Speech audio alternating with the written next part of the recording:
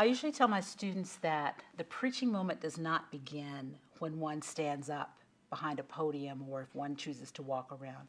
The preaching moment is because people are watching us day in and day out, and there are people that I think are actor preachers who have a particular way they live until they stand up, and then this voice comes that no one knows anything about as the authority. But people watch us from the parking lot, people see us during the week, people read what we write, they go home and review our sermons. And so I think that the sermon is the totality of our lives. And so it's not just that little 15 to hour and a half minute kind of discourse or sometimes monologue on Sunday morning, that people are seeing how we relate to each other.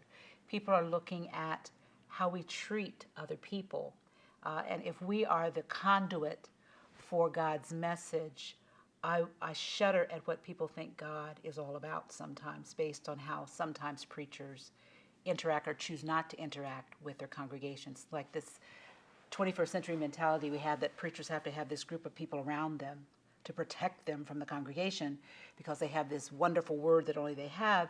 And I keep thinking, and I say to my students often, that if Jesus had had armor bearers or that little posse, that little group that goes with him, the woman with the issue of blood would have bled to death because she wouldn't be able to get to Jesus at all. And as the story goes, there was a little parting in the crowd so she could get to Jesus. But often today, people are more personality cults than they are God's presence cults. And that's what I meant by people are watching you before you go to the pulpit, or what I mean by people are watching you before they go to the pulpit.